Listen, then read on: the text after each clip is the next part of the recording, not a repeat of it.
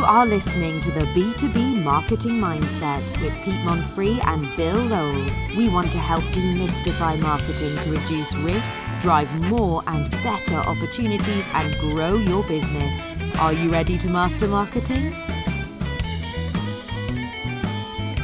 All right, welcome to the B2B Marketing Mindset. I'm Pete Monfre, and welcome to episode 108. Yay, 108. Today we're going to share some things. Bill and I, we're going to share some things we've learned about growth, mistakes we've made, blind luck, the fact that we don't know everything. That's right. We're not gurus that are going to show you 27 and a half steps on how to make millions in the marketing business and fly around on private jets in between your mansions in 5 different countries. If you just buy our course for $49.95. Nope, that is not what we're doing because that's bullshit. Sorry, Mom.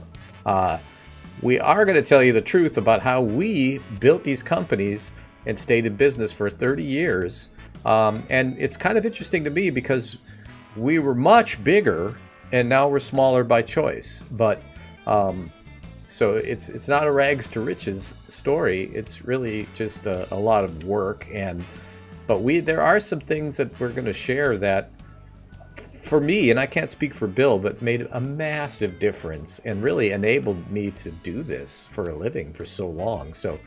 But if you're seeing this video live, do us a big favor, hit like, comment, or share. That tells LinkedIn to share our video farther and wider, and it also helps my own self-esteem because I just want people to like me.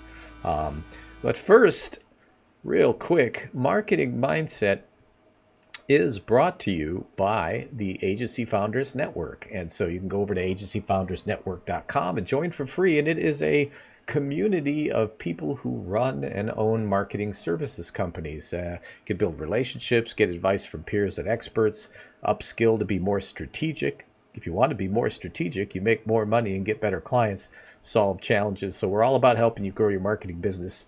And so AgencyFoundersNetwork.com, our amazing sponsor. So first, I want to welcome Mr. Bill Lowell, founder of Business Development Directives, our go-to marketing research partner and longtime advisor for my companies and my good friend. So, hey, brother. Hey, thank you very much. It's good to see you, and I think this should be a fun episode, and we're going to relive stuff from 30 years ago. So that's a little scary, but I have taken my Prevagen today, so I think my memory will be like spot on. Well, you've been in business, a long time. Yes, really long. Yes, I am.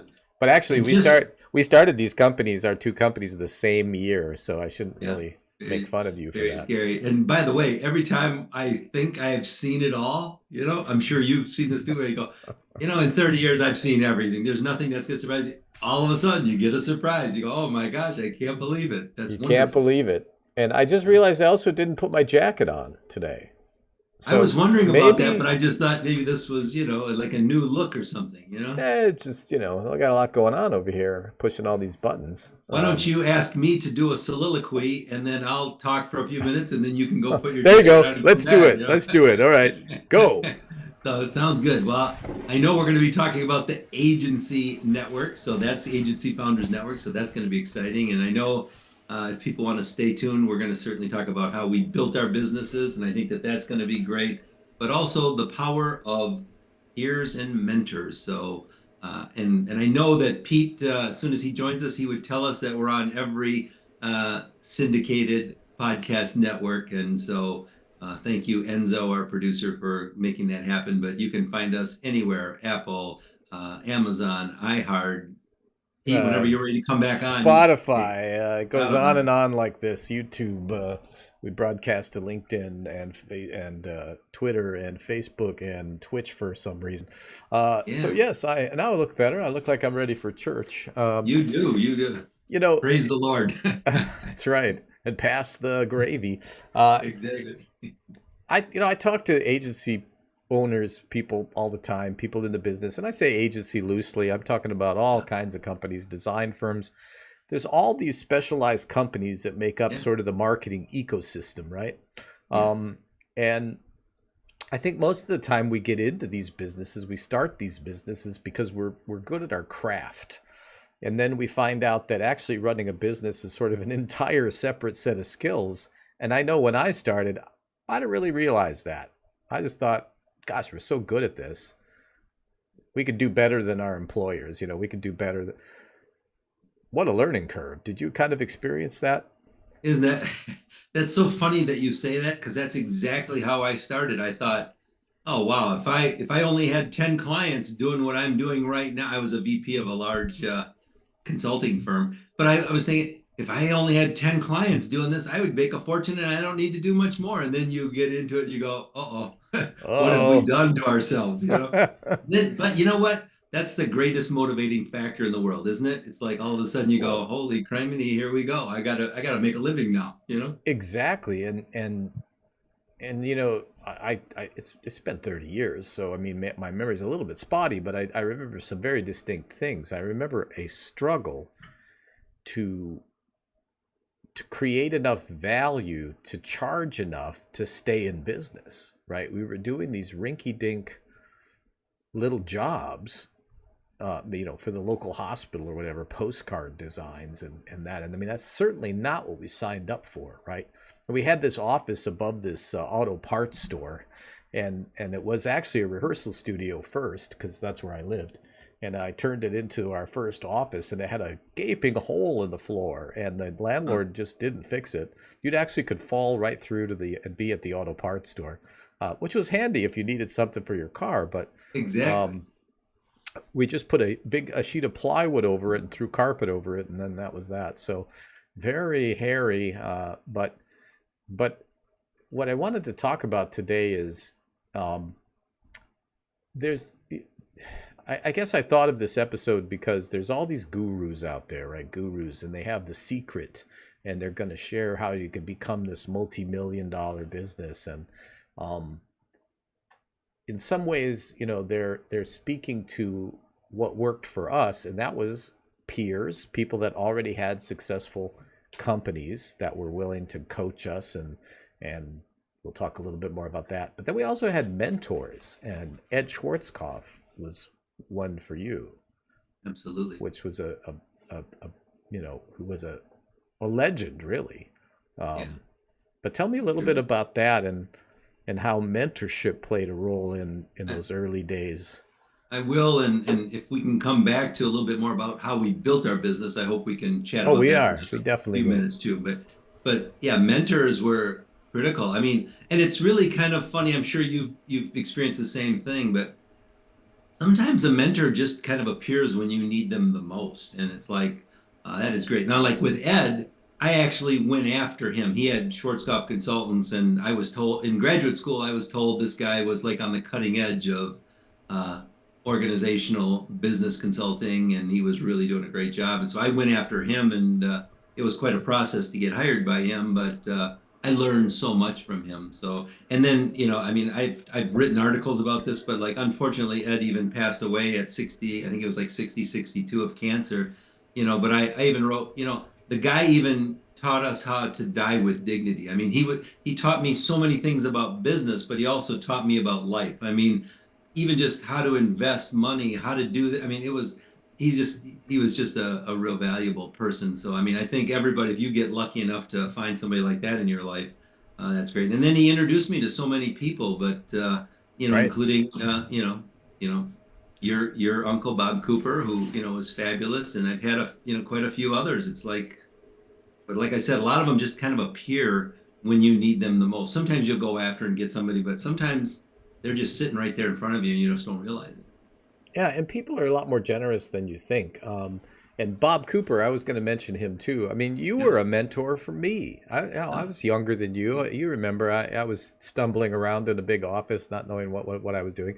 Bob came in and taught me how to tie a tie. I didn't even know how to do oh, that, isn't right? that wild? And in Milwaukee, where the agency was, we wore suits and ties. I really just wear this for the program. You'll find me mostly in a t-shirt. But it's Bill and I have this dress arms race going on. There you go. But I'm always losing. But yeah, it's hard to even describe the power of this. So again, these guys that put these deals out there that if you buy their course or do the, this thing or that thing, buy their book or whatever, that you're gonna just be able to do it. And it's just, there's so much more to it. Right. Those things can help, but I wanted to show the folks here, and I don't know if I'm going to try to do this in a way where you could see it too. And let's see if I remember how to do this. Otherwise, don't worry about it. As long as the audience sees it. Yeah, well, let's just see what happens here. Yeah. And then I want to talk. I have a couple of because I have no idea what's going to happen. Okay, I can see it. That's great. So this is a guy named Perry Belcher, and he, look at this format, is an old-fashioned direct response template, and it does a pretty good job of hitting on pain points, but I'll refrain from what I think about it because I want to hear what you think about it. Then I'll share what I think. But here he is. It goes on and on like this. But hold on, don't throw in the towel. I've moved over $900 million worth of goods and services online. I've cashed out on 4 different companies for a cool $14 million, 250,000 people, 6 million times, on and on. I'm not saying this to flex, really. The story of 4 boxes that made me rich, on and on and on and on and on. This actually is kind of good, though. It's kind of interesting. And then it goes on and it keeps going on and on and on. And it's not a course, though. And it's not this, and on and on and on. Here's the problem, Perry. You were indicted in 2009 for internet fraud. And so this style, I mean, what does it say to you when you see this type of landing page? I'm just scrolling. I'm even like, I thought it was going to end by now, honestly. How long does this go on for? I say egomaniac. That's what I'd say. I think it screams bullshit. Yeah. So, oh my gosh, are you kidding? I'm gonna scroll you're faster. making I'm gonna scroll faster. Oh, we finally get to it. Dizzy. Yeah. So it's a mastermind group. I hate to even advertise this, but and I'm not saying there's no value to it, right? But it's like, let me get back to our screen here. That approach to me is so outdated, and it's hyperbolic, right? I mean, it's just not believable. So that's what I wanted to do an episode and really give people the truth about this, okay? And so the truth is, it's a ton of work. That's all there is to it. And there's no real shortcuts. And I guess if there were any shortcuts, I would say that there's 2 parts. You're going to learn how to scale your agency or your business from other people who have already done it. And they're not usually going to be trying to sell you something. There's a lot of people who will try to help. Although I paid a lot of coaches to help me. I've also paid for peer groups. Like, I'm part of one right now that's called Exit 5. We'll call out to Exit 5, a peer community of B2B marketers. And so you pay every month, and but if you think about it, your clients also teach you. Like, we had amazing clients that taught us, so some clients are really strong in strategic process, for example. Kimberly Clark comes to mind. They're very, very good at this. And we really just soaked it up. And so, but there's this sort of fake it until you make it culture, I think. And I'm not sure if you've fallen asleep, but we are on the air.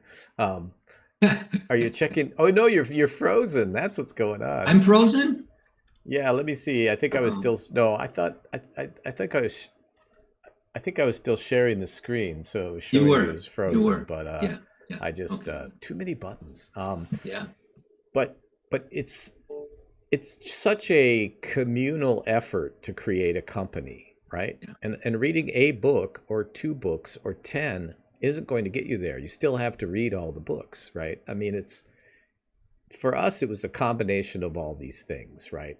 And so and I've been talking a little bit. I want to give it a break, but I'll just wrap it up with this. The biggest thing for us was we had this realization that something had to change. Like the business that we had envisioned wasn't really the business we ended up in, and took a couple of years to come to that realization. And I think his name was Dave Williams. Was it Dave Williams? What? Dave Williams? What? What? Oh, Dave Woods. Sorry, Dave Woods, and he had this thing called Agency Roundtable Management, and he shared with us the strategic process and templates and all kinds of things that we actually still use to this day. Yeah. And then he put together these groups of peers, other agency owners. And then there was another one called Second Wind Network, still around. Anthony Mikes ran it and owned it. I think he's passed away, and now his wife has taken the torch. We'd love to have her on the program. We'll have to reach out to her. That's what made the difference for us. And then people like you and Locatelli and Bill Lowell and so many people, we became students before we were ever experts. Does your experience kind of track with that? Yeah, and I can share a few things about how we built our business too. But I after 30 some years in business, Pete, though, I'm here to tell the audience, I'm still a student. I mean, I really believe that. I mean, there's things you still learn, and I think if you're open to it, you're going to continue to get better and better. And I think that that's important. But how we built our business, a lot of networking. In fact, I actually early in my career, I had a friend of mine tell me, he said, you know what? Keep your friends and stay in touch with them. And he said, eventually they're all going to be top level executives of companies or own their own companies. And then it's like you're going to just be doing business with your friends. And I remember when he first told me, I thought, well, it sounds a little crazy, but I love to meet people. I love to network. And so that was all part of it. And you know what? He was exactly right. As our business grew and grew and grew, more and more my friends became in top level positions. And it was like, so that's one of my words to the younger crowd today is, stay close. Don't just network when you need somebody. Network always to stay involved with people. So I did that. But I think the other thing is, you know this, but it's like you do some good work and all of a sudden somebody is going to ask you to, work with a friend of theirs or another company, or they're going to refer you. And then the ball keeps on rolling. I know for one of my classes, I actually designed a chart to show them how my first client turned into my second, to my third, to my fourth, just because of all of the various networking. But I wanted to tell you something that I think is just hilarious, and I hope the audience will feel this way as well. One of our clients was Thomas Industry, and I know your uncle knew them as well and worked with them. But the moral of the story was this. My dad was coming up for his 55th high school reunion, and he says to me, I hope my good friend Tommy Fuller is able to come up from Louisville for this reunion. And I said, Tommy Fuller? I said, he's not from Louisville, Kentucky, is he? And he's not the president of Thomas Industries, is he? And my dad said, yeah, of course it is. And I said, Dad, he's been a client of ours. It's like, we worked with him for years. It's like, so I didn't even let my parents know kind of all that we were doing. So it's like, those opportunities can come from everywhere, but it's like you need to let people know about that. And my dad and I, we just laughed at that for a long time afterwards. So that's your network is a community. Yeah, right? Absolutely. And it's like your clients are community, and your peer groups are a community, right? And it's like when we were planning this episode, which started yesterday, that occurred to me. This is what it's about. It's these courses, they can help. Masterminds. I've ran a bunch of masterminds. I never charge for them, by the way. I just have, it's so valuable that I'll do it for free, right? Because I learned so much from my friends. The one thing that you're telling us, which I think is so true, is like eventually people figure it out, Pete, when you're running your own business. But like with those groups and those peer mentors and friends like you, I mean, you can get some shortcuts along the way. It's like it doesn't have to take that long. And so that's the value that you're talking about, isn't it? Well, that's the thing, and one of the things that we do on the Agency Founders Network is um, we're really sharing the mistakes we've made. Like I can't stand these guys that think that say they have all the answers. It's like, no, here's what really happened. We made huge, expensive, stupid mistakes, Yeah. and we want to share that with people so they can avoid that stuff. I mean, I think of a guy that we had doing sales, was our first sales guy, and we kept him on for a year and a half thinking he was going to perform, and he just didn't, and he didn't, and he didn't. And the lesson was, should have fired him at the 3-month mark, right? I mean, but it cost me hundreds of thousands of dollars, right? I paid for a lot of lunches for people I never met. And so, and it's a mistake we made again and again, right? I mean, stuff is so hard, right? So it's like being able to turn to somebody who's been through that. And, this particular community, we have 20 and growing, very experienced people. And so in all different areas of specialty, so that's what they're bringing to the table. And a lot of communities don't have that, actually. They just have, you might be getting advice from somebody who was a barista 2 weeks ago or 2 months ago, right? Now they're a marketing thingy, right? I mean, we're trying to do something better than that. But I really started the Agency Founders Network because of what we went through and what worked for us and what didn't work, but also in talking to so many other people that have this shared experience where you really run into all of the same problems in the early days of any sort of service business. You don't understand your costs, for example. How many of you out there have sat down and built out a model, or maybe sat down with your CPA and really figured out how much does it cost you per hour to keep the lights on? We didn't do that for a decade. And when we did, it was shocking. It seems like a little thing, right? We talked about this before. I have 2 points to make. One, you and I have talked about, at one time, my company, we had 15 full-time employees. And then I remember, like you said, we learned from some people, and strategically we brought it down to 5 full-time people, and we made twice as much money with the 5 as we were with the 15 because you were able to do better quality. It wasn't so hectic, It was just crazy. But the other thing that I want to mention, because you won't mention this, but for the people that are listening, we've done this podcast to give back and to share.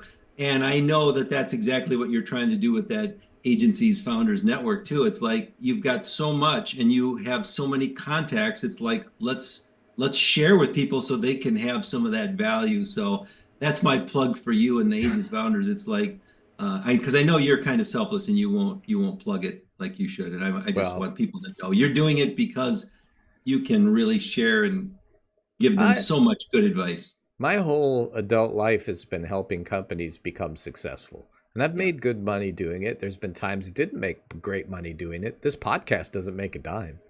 It costs us quite a bit of money, but it doesn't make a dime.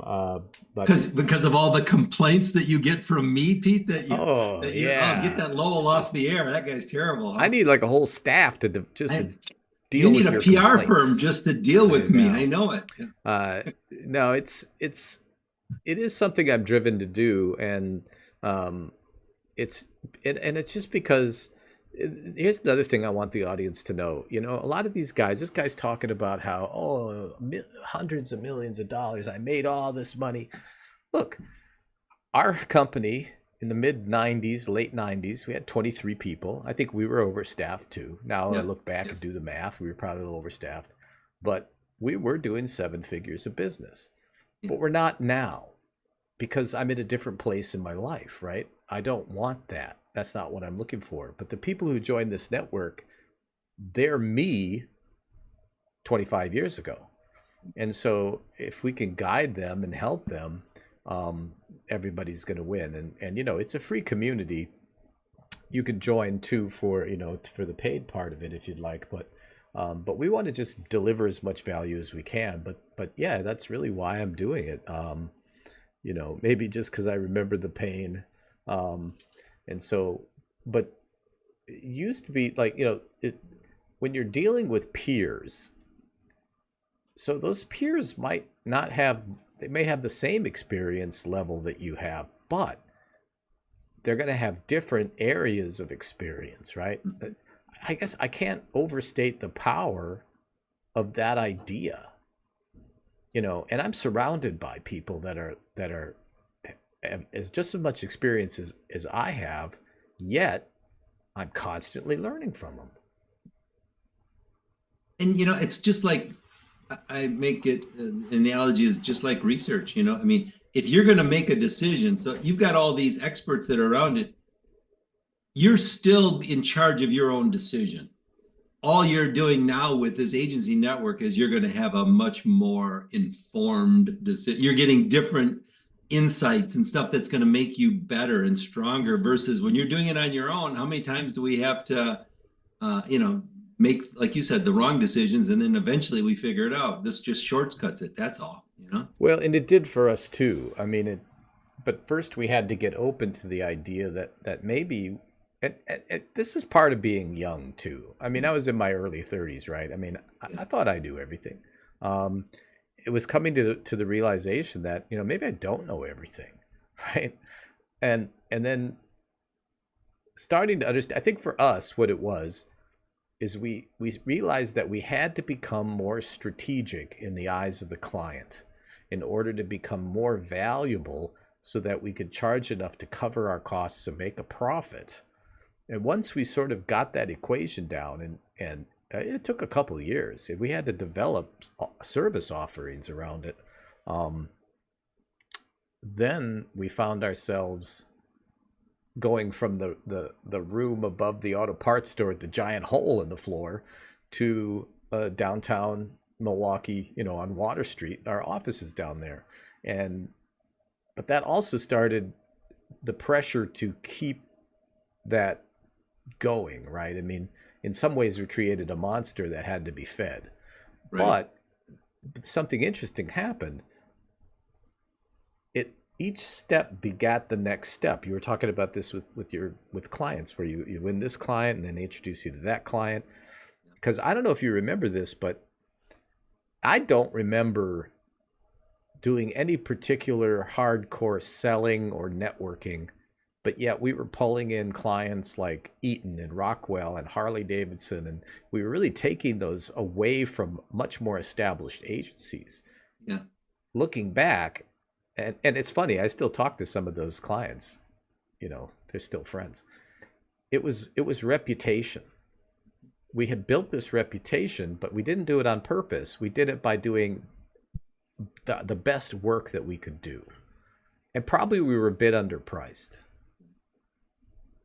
So there's a compounding part of this: peers, mentors, clients, and just, I think one of the things that every early stage marketing type company needs to be thinking about, let's say that you're building websites or you're doing SEO. You're a task doer.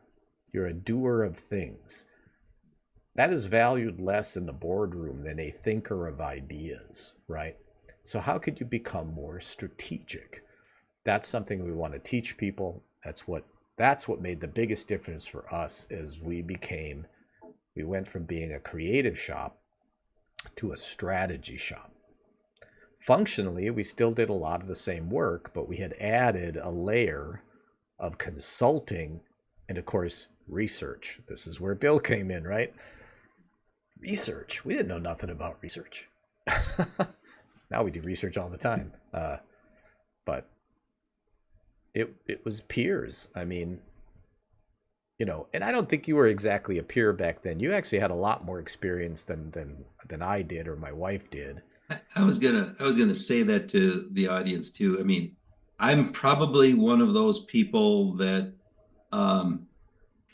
in the career would be perfect for this agency's founders network like 20 years ago. Because like I was against that kind of stuff. I didn't want to join.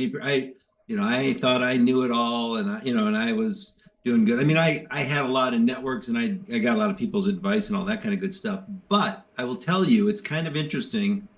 There was a group that was a CEO's group in Milwaukee when I was probably maybe 20 years into business, maybe 22 or 23. that was approaching me to say, you should really join us. And, and I fought him and fought him for about 2 or 3 years. And then I finally joined, and it was like one of the best things ever. So it's like, I was like, why didn't I do this earlier? Because just like you said, I had all of these resources right in front of me, and you could talk, and it was social. And if I had a problem, you could raise it, and they'd give you some good advice. And by the way, all of that turned into business too. I gave them business, they gave me business, but they were all a CEO of peers. But I guess what I'm saying is I learned later in life and later in the business that, oh my gosh, what a great resource that I just missed for all those years, Well, and what I remember about you is your generosity and how much time you would spend with us. And even to this day, you're always giving of your time and your energy and your expertise. I try to do the same thing. And I think if you can get, we don't let just anybody join the Agency Founders Network. I mean, when you get into the paid part of the community, you get vetted, right? Because we want those people that have some level of experience. Maybe they've been in business at least a year. But also who have the right sort of pay it forward kind of attitude. One of our experts, Steve Harper, he has a community called The Pond. You could check that out. Look up The Ripple, Steve Harper on LinkedIn. Boy, this guy gives and gives and gives. And that's why he's one of our subject matters. So I don't want this to sound like an ad for the Agency Founders Network. Yeah. It's really an ad for this idea that there is so much help for you out there, and that you're not an island, right? You're not going to get there by yourself. It's as simple as that, right? And so let me do this plug real quick. If you're listening to this out in audio land, where all the podcast is audio out there, it is a video podcast, so you're not seeing the whole picture. So you want to go to b2bmarketingmindset.com so you can see the rest of the program and the other 107 episodes that are there. And also they're on the Agency Founders Network, by the way. But next week, and I don't know if Bill remembers him, but it's our old friend and client, the founder of Wantable.com, Jamel Getz, is going to be our guest. And he has built some impressive companies. We've been so lucky to have helped him do it. And it should be an amazing episode full of tips from really a true master of growth. I mean, so don't miss that one. Great. Back in the day, it was buy costumes, and it went from brick and mortar to one of the first. I think they were the first online realtors. Oh, I'm sorry. They're telling me that it's going to be 2 weeks from now. So next week it's just you and me again. But then Jamel will be on 2 weeks. But he built the largest online retailer of costumes, and then exited for hundreds of millions of dollars. And he went from kind of this sleepy brick and mortar, and we helped him do that. I give him all the credit, honestly, but amazing, right? And then now he's created Wantable.com, which is a clothing company that puts together, packages for you every month. It's just amazing. I love this guy. So it'll be great to see him. So by the way, that the clothing every month, my neighbor does that, and it's like it's fascinating. At first I thought, oh really, you're gonna let somebody else pick and send this stuff? But they do it, and they do a great job. So you're right. It's incredible. I would imagine, and I'll have to remember to ask him this, how many people told you that was a dumb idea? Yeah, exactly. Exactly. Apparently not. That will never work. Yeah. So Jamel's not one to listen like that. I think we'll ask that question. Yes, we would definitely have to. So the need for community is the next point. And there's massive cultural shifts that have gone on, because you had some stats about the growth of online communities. You want to throw some of those out? Yeah, I was looking into some things, and what I saw is, like, during the early part of the 2020s, and the trend is supposed to continue, all of the online communities and the peer groups have grown by between 20 and 30% annually, and it's projected to go that way throughout the rest of the 2020s. So I thought that was interesting. The president groups like Vistage, Entrepreneurs Organization, some of those have had a 10% growth rate per per year. And that was good. And then the online platform growth, I found some of that is like LinkedIn groups, Reddit communities, Slack workspaces, others that we've seen 50% year over year, growth rate and engagement with their audience. Like, I mean, these numbers were just blowing me away. I was like, I mean, I knew they were popular, but it's like, there's real value here, and they're reaching out for a reason, Pete. They're reaching out because Right. there's a need. There's a need. Especially Gen Z has embraced this in orders of magnitude. Yeah. They're the online generation, right? And Yeah. what's really interesting to me is the societal shifts. So this was started before COVID. COVID accelerated this. Like since I COVID, think it did. there's been an 81% uptick in online communities since Wow. COVID, Wow. right? So that was a supercharged event. But Yeah. there's other parts to it. My friend Angela, one of our other subject matter experts, Angela Arnold, over at Arnold Marketing, she said, people have lost a sense of community. They don't go to church anymore. They don't interact with their neighbors anymore. They're not joining the Elks Lodge. Uh, so even though they're doing that, they're still longing for the connection of community. And I think that all these things combined are what's fueling this. And one of the other stats I saw, 76% of internet users participate in an online community, right? Wow. And there's all these free communities also. And I just wrote an article about free versus paid. And so there's some huge ones on Facebook. And basically, if you just have a pulse, you can join. That's the nature of the free community. So the quality can be kind of wanting there. But most of those communities are set up to market and sell whoever started the communities, their book or their business or their coaching. That's what they're for. Okay, so that's a different kind of community than something like Vistage, for example. That's a paid community. Now they do in person, right? Right. Oh, for sure. I don't know if they're doing online, but our Agency Founders Network is online, but it's a paid community, so it's a different kind of experience, right? And so the article is paid versus, and Even go ahead. go I'm ahead. sorry. Oh, go ahead. Even one of the groups that I'm part of is called the Institute of Management Consultants, which is, one of the largest consulting networks in the world. But it's interesting, even they now have weekly 4 o'clock coffee times. I know it sounds silly, or beverage time they call it, where you can network with your peers online. It's kind of fascinating. So like other groups that were always in person are trying to migrate even to some of this stuff too. So it's very interesting. Well, so then there's these communities around users. So Yeah. companies have massive communities, and they've been doing this for years. Dell Right. comes to mind, giant user community. Yeah. Oracle has a Yeah. massive community, and so there's different reasons for different kinds of communities. They're using them to develop relationships with their users. They're using it for feedback. It's like a giant focus group, right? Yeah. And so I think that's really interesting. But you just brought up a good segue to the next point. There was the old way. So this idea of communities has been around for 1,000 years. I mean, you join some order of the, whatever back in the 1700s, and, that was your community. Or maybe it was just down at the pub and you're slamming Guinnesses, and that was the community, right? But I think the old way was you physically went somewhere. Because I remember when we joined communities, we would fly to usually a really nice resort somewhere. We'd stay for a week, and every day we would be literally physically around the table with other agency owners. And we shared everything, financials. Then there was the outside of the meeting interactions.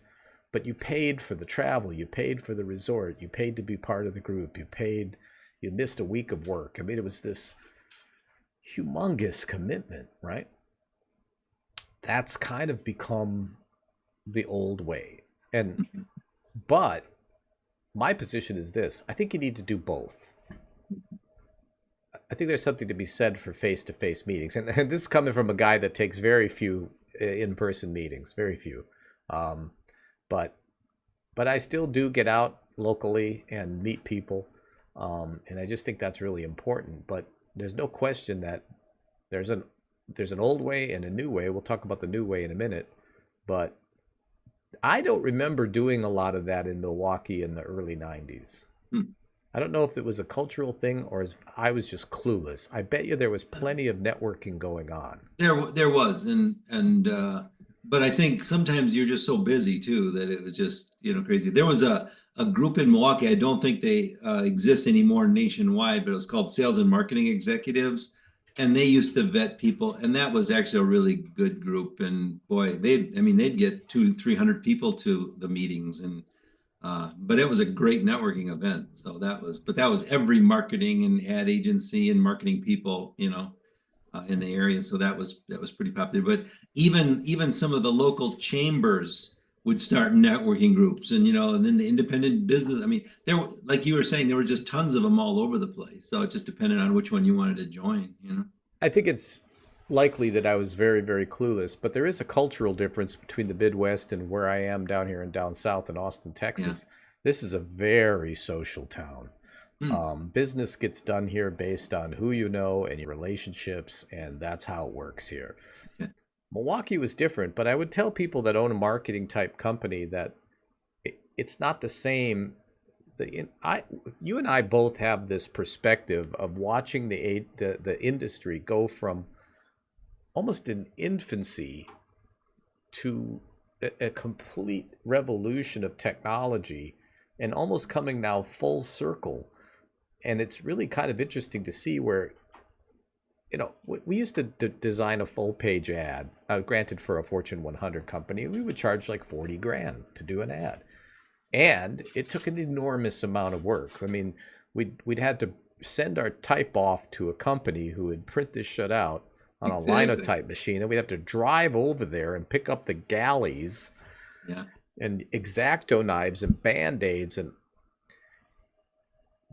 it's completely, it's like this now, right? And I remember we also had very good relationships with like the Northwoods group. I don't know if you remember them, Rick Fessenbecker and those guys. Group. Yeah. And I remember we spent months, well, maybe it was weeks, trying to figure out how to make website tabs where the English word was this long and the Norwegian word was this long. And we're like, how do we get these tabs? Now, I mean, nobody even thinks about that, right? Grace Under Pressure. I don't know if you remember those guys. Matt Schultz, who's passed away now, but was a good friend all of these years. I miss him greatly. But we had an informal peer group of agencies, and we were less competitors, and we were more like we shared information. Hey, what do you know about GE Medical? Who do I avoid over there, right? Yeah. I mean, it was amazing. I don't know if it's still that way, but I think these online communities have stepped up. And, the old way was the telephone and the meetings and the traveling and all that sort of thing. Trade shows, massive. Right. They're struggling now. I think they're coming back, though. Do you get a sense of that? I do. And, we had Anna Barr on one of our podcasts talking a little bit about trade shows and event planning. And maybe people can, if they're interested in that topic, they can go back to visit that, because she said they were starting to come around, again, and it just depends on what they seem to be surging back. Some of our clients, they think that they're become irrelevant, but when I really start digging in deep, the problem is they don't have a strategy, right? And so they're just going to this trade show, or they're buying a booth, and they're like wondering what are we getting from this? They're not doing any follow-up. We have advocated for years, and I'm talking for smaller companies. I mean, if you're GE, you're going to have a massive booth, but you don't have to be an exhibitor. You can go and just work the show. So again, another kind of community. It all comes down to communities, doesn't it? You did some nostalgia for me that I was just going to mention, because you were saying about we were in our infancy. I'm going to remind some of the younger audience now, and then they're going to think, oh, that guy is really, really old. But for those of you that are working with law firms or accounting firms, but especially law firms, I was around when they first passed the law that said that they could start marketing and doing advertising. But there was a time when they couldn't and didn't. And the medical community, I mean, early in our career, we did a lot of, physician offices and groups and medical groups and law firms. And it was because that was the first time ever that they even could start to market. So it was fascinating times. But it's look at where they've come. I think it was probably you that introduced us to that niche, and we did a ton of work in healthcare. Oh my goodness. Yeah, All for Saints, sure. Freighter, Columbia, Yeah, absolutely. Catholic Knights, NML, insurance Aurora. part, Aurora. Yeah, we did their annual report for years. Yeah. Yeah. And so, I've almost forgotten about that. But the new way is the next talking point. The new way, well, clearly it's online. It's Zoom. This podcast is fueled by Zoom. It's not the best platform for podcasting, but it works for us. I'm too lazy to change it. But what's so interesting about what I'm calling the new way, the online communities, one is scale, right? Exit 5 has 4,000 members from all over the world. I have a new friend in India who has an MBA, Nishant. He's been helping me with Agency Founders Network. The guy's brilliant. He's a young guy. Would I have ever met him otherwise? And we could jump on right here at our desks and talk to somebody halfway across the world. Candace Grobler, one of our other experts who's an expert in community building, she's in South Africa. Think of the power of thousands of people with shared experiences coming together at the click of a mouse. Right. It's mind-boggling. Yeah. I mean, even from our business perspective, we do, we've done thousands of focus groups, and that's one of our services that we offer. But I have to tell you, I mean, the amount of in-person focus groups has gone down significantly. And then we have online platforms for the online focus groups. We're so busy with them. It's absolutely crazy, but it's exactly like you've said, Pete. It's like we can get people from anywhere in the country or sometimes all over the world. They don't have to travel. They can log on at their home or on their phone or on their laptop, and you got an hour and you've just done some great stuff. I mean, so it's like the world's changed with that for sure. So, I'm on online. I'm on a forum for building classic Corvettes. And there you go. There are people on this forum that worked for GM and built my car, right? Wow. And the incredible thing about the scale aspect and the diversity is you can post a question and have answers in minutes, even very technical things. You can share images and video. Right. This is crazy, right? I mean, if you really start thinking it through, if you're comparing it to the old way, right. I'm excited about it. And I've been in these communities online for years now, but I never really thought about it. It just seemed like, oh, this is great, right? I couldn't have built these cars without these guys. But I think the big picture takeaway is that's where the world has moved. That's where expectation is. So it's like, you're just filling a niche with this community because there's a need for it. I mean, and there's that expectation that just people are going to do it online. And that's just the expectation nowadays. So it's like, you better have something that's going to be worthwhile for it, Cheaper, better, faster. It's the same thing that equals really progress, a meaningful way. Right. So, if you're out there trying to build a marketing type company of any stripe, go check it out. I think you'll get a lot of value from it. So we're going into our final thoughts here. Bill, what are your final thoughts? I mean, you're the guest host, so we'll start with you.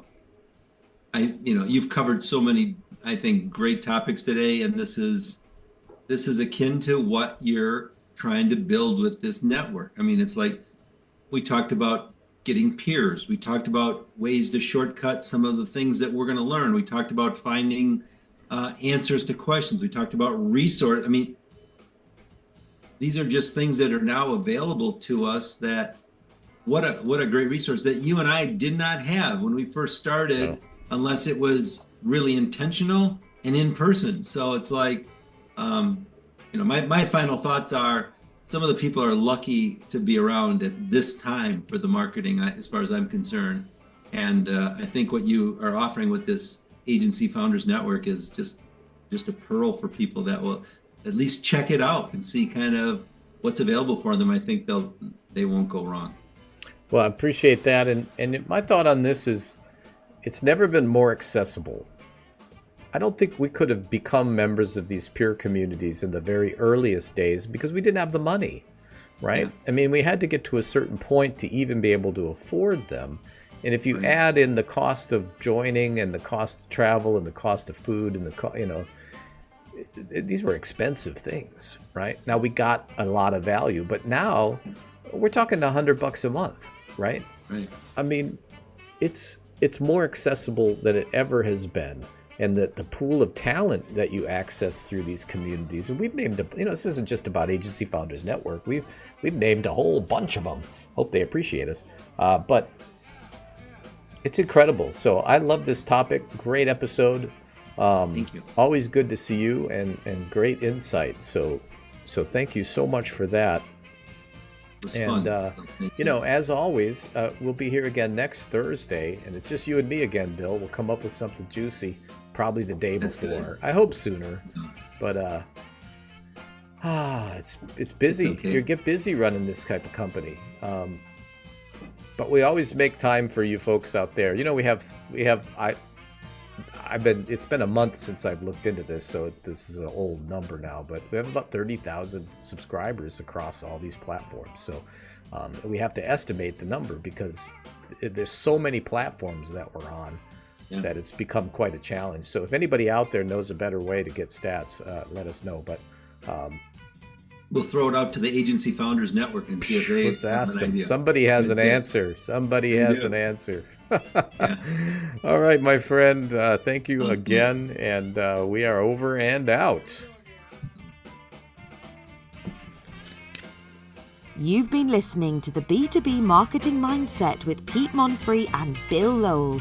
Add to the conversation by commenting, sharing, and liking. And don't forget to subscribe and check out the links in the comments. Learn more at b2bmarketingmindset.com.